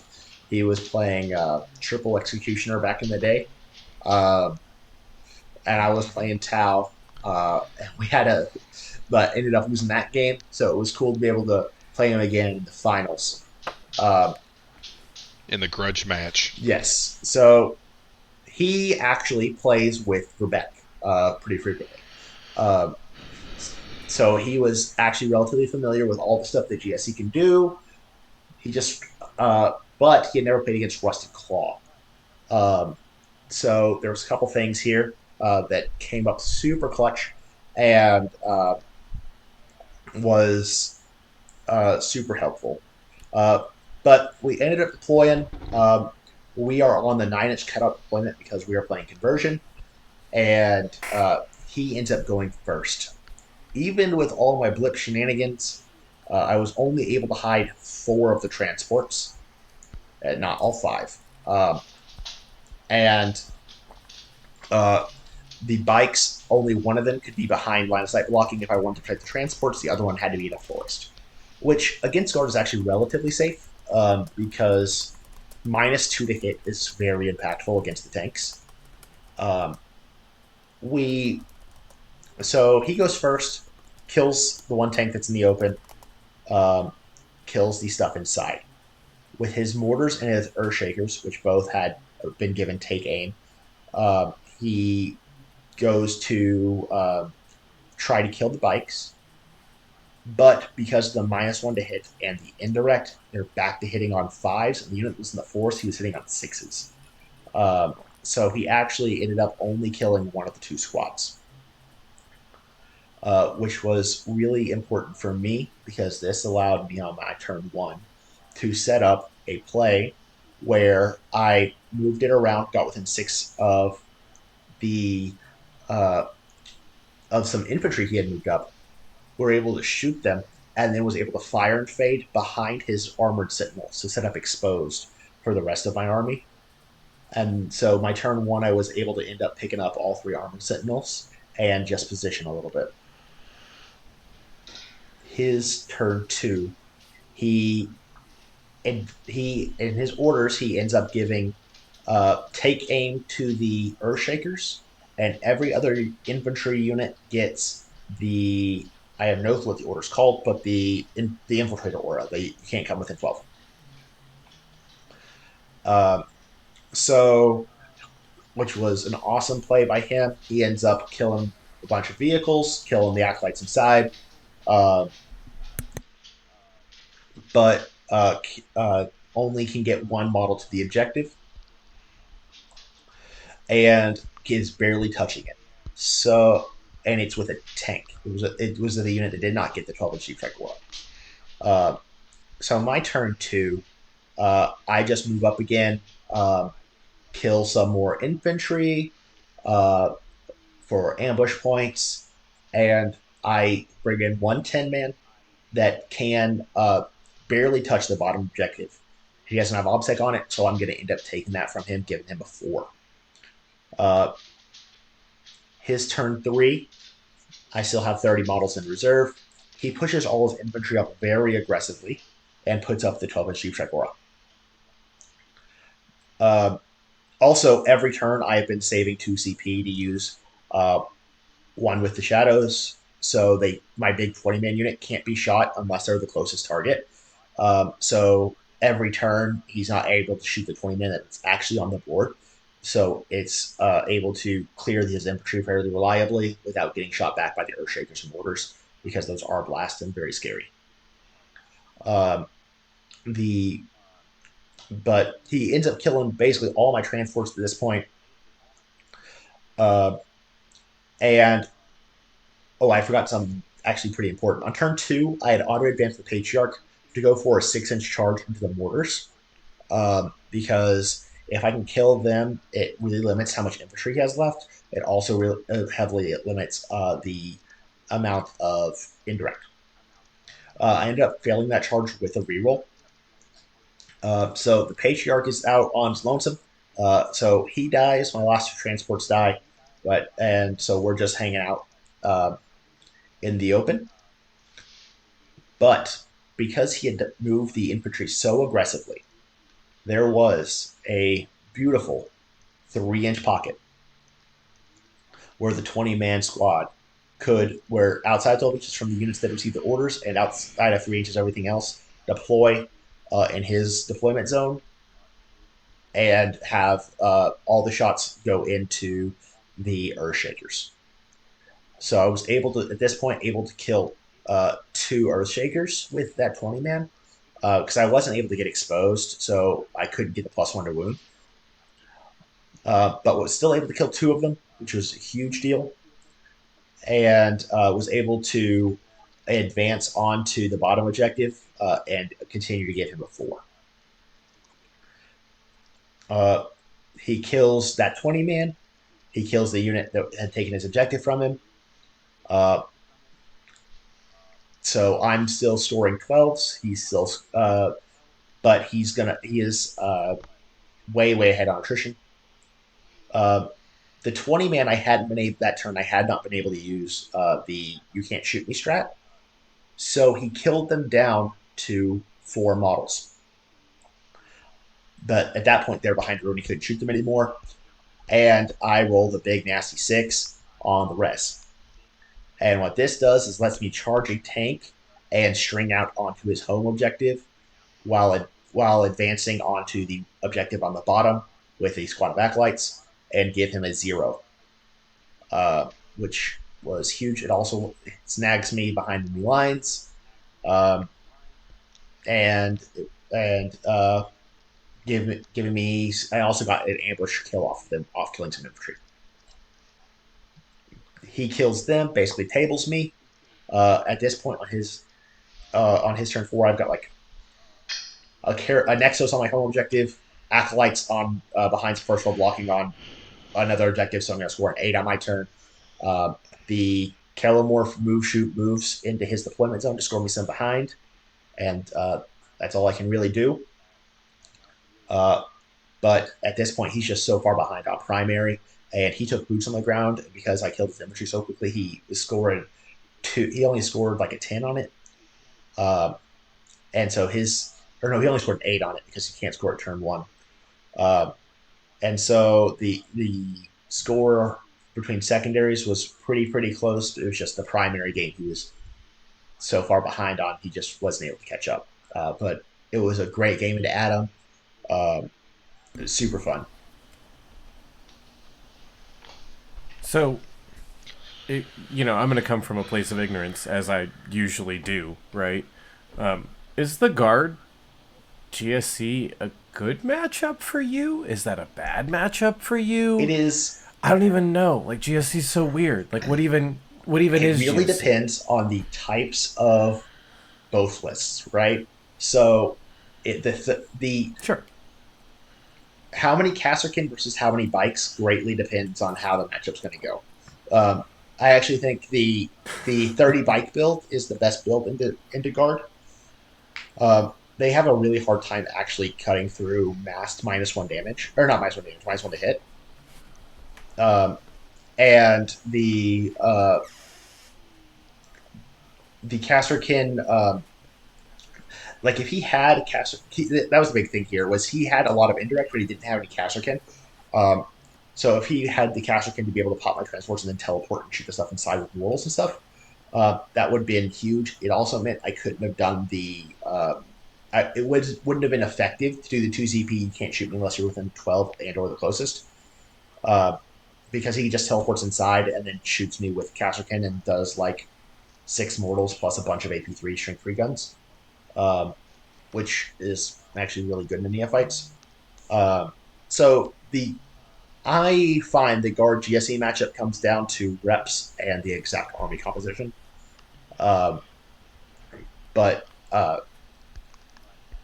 in general, most guard players are not playing enough anti-infantry guns to make it a severe problem. The other thing that I want to mention about this was, like I was talking about earlier, he's played into Rebecca a lot, and Rebecca plays either Industrial Affinity or Proud Princes. So he's used to his indirect being significantly more efficient than it was into me because of the Rusted Claw reducing AP by 1. So Take Aim increases mortars to AP 1. So if Take Aim shoots a bike squad, they're hitting on 5s. They're against normal GSC, they'd be saving on 5s, and then it would do damage. Against me, they're hitting on 5s. I'm saving on 3s because I reduce your AP to 0 and I get +1 armor save against indirect. So it's just the math is drastically changed. Also, He had no heavy flamers on his tanks. He had heavy bolters on all sponsons, and those are all only AP 1. So those are AP 0. So I'm saving on 4, so I'm in cover, saving on 3, so I spin the trap for double cover. So if I was able to when Oof. I'm able to tap the tanks, it's just really hard for the sponsons to be effective. Sure. Okay. So you go 5-0, and you take down your second consecutive GT. Uh, what are you thinking at this point? I want um, your individual opinion, and then as a team, for the Hogs of War, your team opinion of it, and then we'll wrap it Yeah. up. So when I started doing the industrial affinity stuff, I was really the only player that I had seen it playing GSE in the LMC. So I was pretty sure it was a lock for best LMC G Cold player. But then after Shiloh, I'm flipping through Lord Marshall Conference and I see a name above me. And I'm like, who, who is trying to take this from me? And it just really pushed me to try to uh, just perform better because just that good spirited competition. Um, and So after these two events, it felt really good to have taken first spot back. Uh, Seeing that these are my first big large GTS and or majors that I was able to win. It was awesome to be able to do that, and it just felt really good. And then for the team, it was awesome to see the team perform the way we have these past couple of events. The Just how the team's growing, how the team's performing at a conference level. It's been awesome. I'm super proud of the team as a whole. I'm super excited to see what we're going to do the rest of the season and next. Okay. Oh, All right. I think that's where we're going to wrap up episode 5. Don, if you want to say anything else, any closing thoughts, then we'll roll that beautiful bean footage and get out of here. no, just echoing Bryce and Peyton's sentiment. Like, I think the team doesn't realize how much they grow individually sometimes because we play against each other a lot. But these last couple events have really kind of shown how much that growth has happened. So super stoked for everybody. If you're still watching at this point or listening to this point, then obviously you've enjoyed something that we've been doing here. So feel free to give us a like and a subscribe and come back next time we're on the show. Thanks, guys. We'll catch you See later. ya. And stop.